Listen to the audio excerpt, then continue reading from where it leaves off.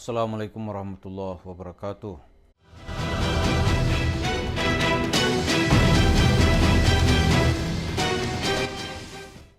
Para pemirsa, salah satu dimensi kehidupan berpuasa itu orang harus mampu menyatakan keberanian. Atau seseorang harus berani untuk berbuat meskipun dengan perbuatan itu dia menjadi lapar. Ya kan? Di tengah lingkungan yang metropolis ini berani berpuasa itu hebat. Kenapa? Karena itu menunjukkan bahwa seseorang itu adalah seseorang yang berani menyatakan atau berbuat sesuai dengan keyakinannya. Kalau puasa aja dia takut, mau puasa ya, oh enggak Pak, itu aja dia takut, dia nggak bisa mengangkat nilai-nilai Islam. Nah, puasa itu kan untuk dirinya sendiri. Dia menyatakan tidak makan, dia menyatakan ini ajaran agama, itu sebenarnya langkah awal untuk menegakkan prinsip-prinsip Islam. Nah, kembali kepada tema kita, mengapa Yusuf Mansur itu perlu kita lawan? Kemudian bagaimana cara melawannya? Cara melawan itu harus ada keberanian untuk melawan. Walaupun di saat itu hanya sendirian. Nah, kita boleh berkaca kepada perjalanan sejarah ulama-ulama di Nusantara ini. Di antara yang akan kita angkat di dalam konten kita kali ini adalah Dr. Karim Amrullah.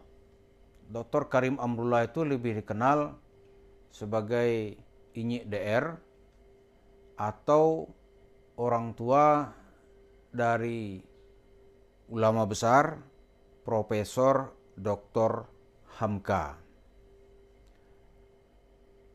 Dr. Karim Amrullah ini famili hebat ini. Bapaknya mendapat gelar doktor honoris causa dari Al-Azhar. Nanti anaknya Buya Hamka juga mendapat gelar doktor honoris causa. Jadi dua-duanya doktor ini. Bapak doktor, anak doktor dari universitas yang sama. Dan kedua-duanya adalah orang-orang yang hebat dan juga sekaligus sebagai seorang pejuang dan pemberani.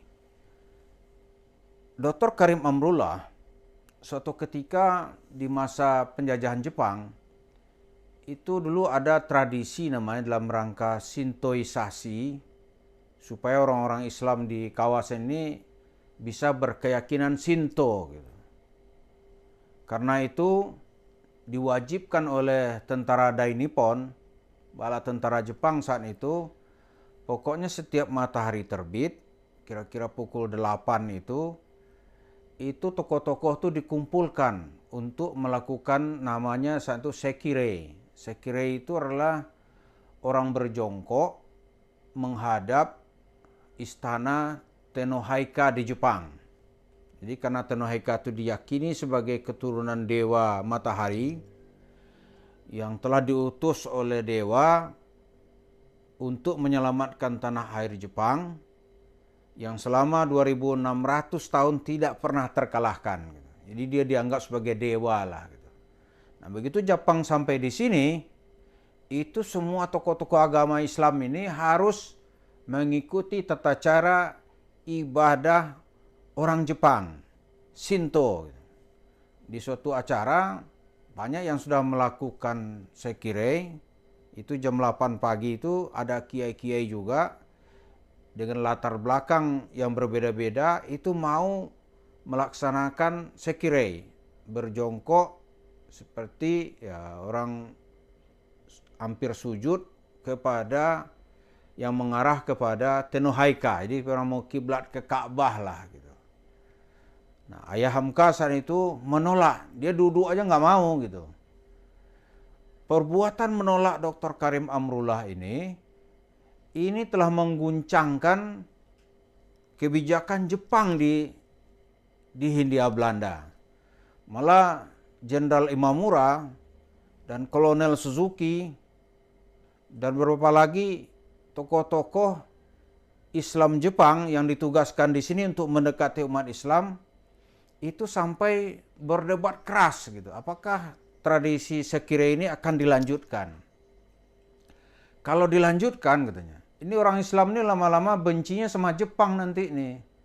Walaupun dia benci Belanda katanya. Tapi kalau agamanya kita masukin dengan unsur syirik, karena sujud kepada selain Allah itu dalam Islam itu hukumnya haram gitu. Syirik. Kalau ini kita paksakan katanya, wah lama-lama dia benci kepada Jepang dan akan mengganggu planning Perang Asia Timur Raya, yaitu menggunakan tenaga di sini untuk membantu bala tentara Dai Nippon gitu. Walaupun kata-kata Kolonel Suzuki di saat itu, senjata kita kuat, kita bisa habisi mereka gitu. Tapi itu nanti menjadi kontraproduktif. Di mana nanti perjuangan kita disibukkan dengan menghadapi pemberontakan kecil-kecil yang sangat banyak. Dan motif kita datang ke sini untuk mengajak mereka memerangi sekutu itu menjadi gagal total. Walhasil, dari perbuatan seorang Dr. Karim Amrullah ini, itu tradisi sekire ini dibatalkan. Tidak lagi sebagai suatu keharusan, apalagi kewajiban. Kemudian juga disebutkan nggak mungkinlah kita merubah orang Islam ini menjadi Shinto. Itu perlu ribuan tahun itu. Minimal kata Kolonel Suzuki di saat itu, orang Portugal di Filipina itu dia perlu ratusan tahun untuk merubah agama orang Filipina menjadi Katolik. Nah, sementara waktu kita kan nggak cukup untuk itu. Kita perlu beberapa bulan ke depan orang-orang di sini ini harus menjadi bala tentara kita membantu menghadapi perang melawan sekutu.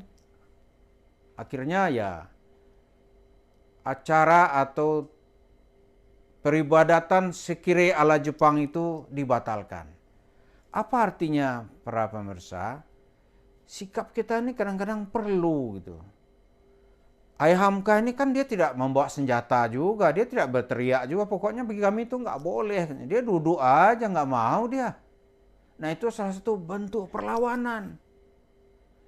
Nah Susuh Mansur ini kalau tidak kita lawan dia merajalela karena ini negara demokrasi.